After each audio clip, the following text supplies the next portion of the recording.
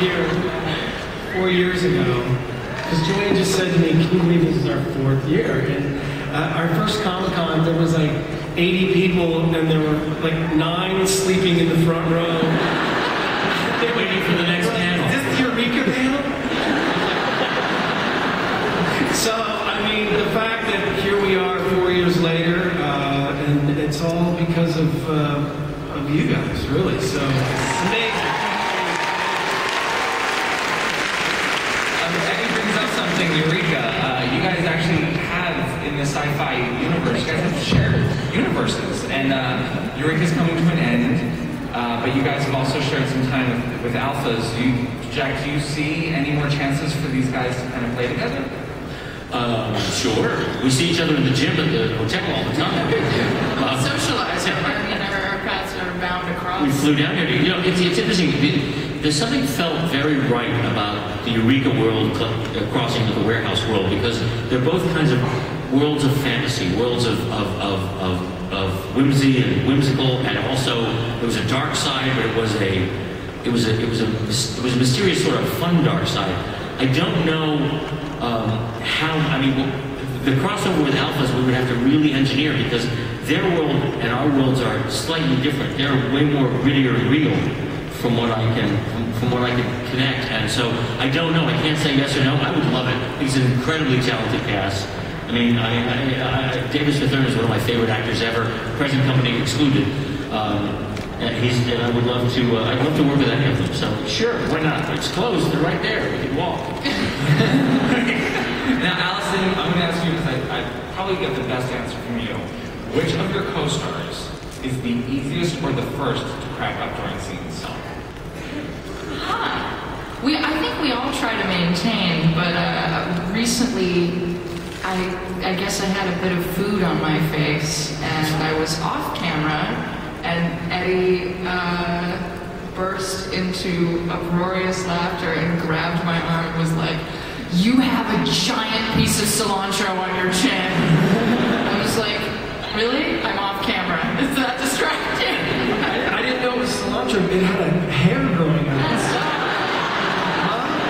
That's no cilantro.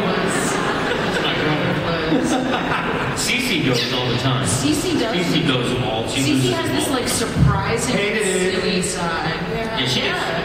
She gets all sassy all of a sudden. It's just hilarious. We had a line this year that was a lot of alliteration. It was like 7 words that started with D all in a row, and she during rehearsal couldn't handle it. She was like, "You gotta change that line, baby." What does Dagger do? What does Dagger do?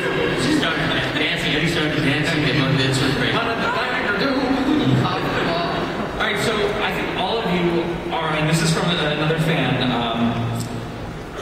I think you all are on Twitter except for Joe. And Andrew Plotkin wants to know, how do we convince Joe to join Twitter? Never gonna happen. Never gonna happen. You know, I don't get it, man. I don't get it. All right, but then you clearly have seen Eddie's Twitter feed. All right, if you were not following at Eddie McClintock right now, looking at my feed the other day. if you're not following him, do it right now. We'll wait, because it is bananas. I don't know. Do you have a Twitter account? Oh, sure. TVGM Damien. We power around Talk all Twitter the all the time. time. I send out photos, man. Sure. I have a Twitter account, but I never tweet. I'm a twat. I think it would just.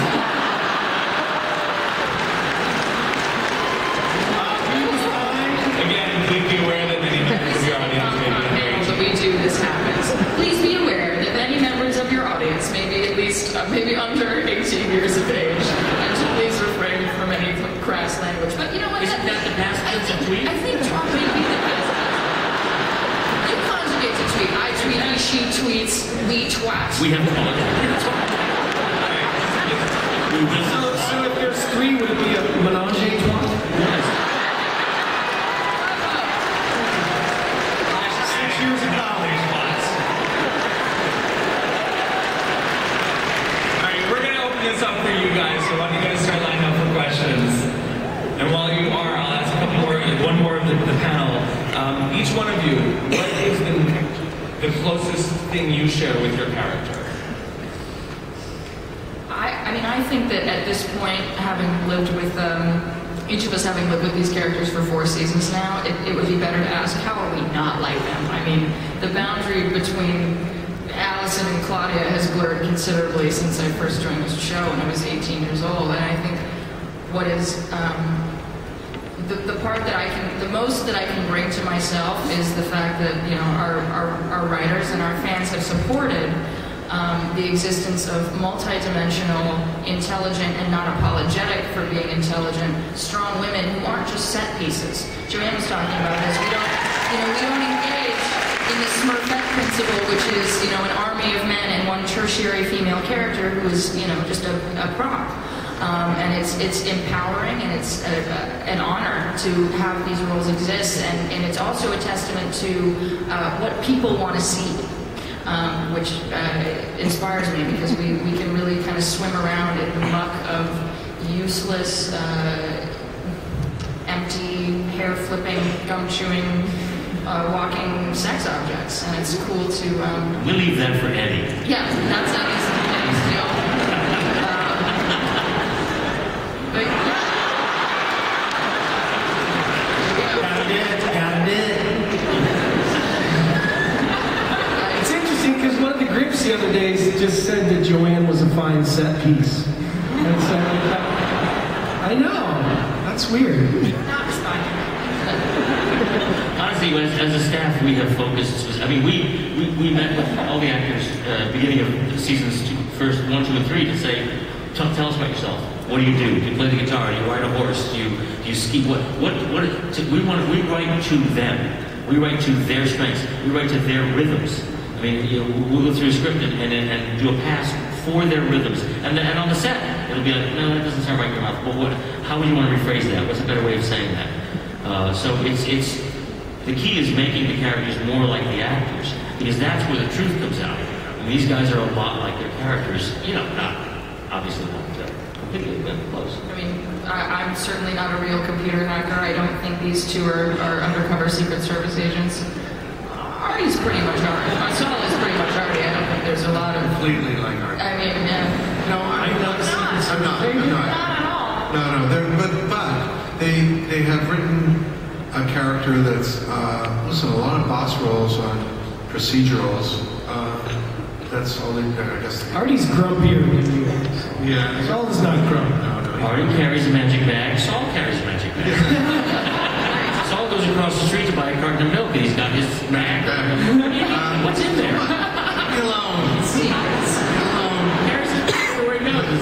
Artie's magic bag. I got lucky. Listen, with their as I said, boss roles can be really, you know, two-dimensional, and they've written an extraordinary character. I mean, it's a good question. Where are we alike? Listen, because I guess I'm the oldest actor as a regular on the show.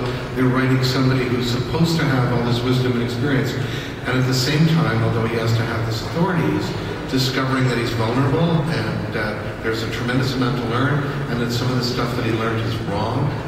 I mean, who's not like that? You know, so there's a lot of that that's similar, and they do write to our personalities, so that, you know, as long as we don't bump into the furniture and know our lines, we're cool. Yeah.